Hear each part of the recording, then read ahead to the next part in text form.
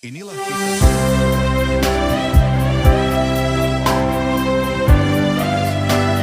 Bahkan dalam sejarah Islam, ada seorang pemuda soleh bernama Tsabit. Suatu hari ia berjalan melewati sebuah kebun apel. Karena sangat haus dan lapar, tanpa sengaja ia mengambil sebuah apel yang terjatuh lalu memakannya. Namun setelah apel itu hampir habis, ia teringat bahwa ia belum meminta izin kepada pemilik kebun. Rasa takut akan dosa membuatnya segera mencari siapa pemilik kebun itu. Setelah berkeliling, akhirnya ia menemukan rumah sang pemilik kebun. Dengan penuh kerendahan hati, Tsabit berkata, "Wahai Tuan, aku telah mengambil sebuah apel dari kebunmu tanpa izin. Aku memakannya, dan aku sangat menyesal. Maka izinkanlah aku meminta halal atas apa yang telah kulakukan." Pemilik kebun itu menatap Tsabit dengan tajam, lalu menjawab, "Aku tidak bisa menghalalkan apel itu begitu saja, kecuali dengan satu syarat, engkau harus menikahi putriku."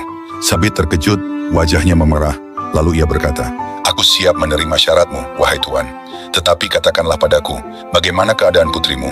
Dengan nada datar sang pemilik kebun berkata, "Ketahuilah, putriku buta matanya, tuli telinganya, bisu lisannya, dan lumpuh kedua tangannya." Tsabit terdiam. Ia merasa seluruh tubuhnya lemas, tetapi imannya lebih kuat. Dengan penuh keyakinan ia menjawab, "Jika itulah syarat agar engkau menghalalkan apel yang telah kumakan, maka aku rela menikahinya." Hari pernikahan pun tiba. Betapa terkejutnya Tsabit ketika melihat sosok mempelai yang datang. Ternyata gadis itu cantik, matanya indah, telinganya mendengar, lisannya fasih, dan tubuhnya sempurna. Tsabit bingung dan berkata, "Apakah engkau benar putri dari tuan pemilik kebun itu?" Gadis itu tersenyum dan berkata, Ayahku berkata aku buta, karena aku tidak pernah melihat sesuatu yang haram. Aku tuli, karena aku tidak pernah mendengar hal yang sia-sia. Aku bisu, karena aku hanya menggunakan lisanku untuk kebaikan.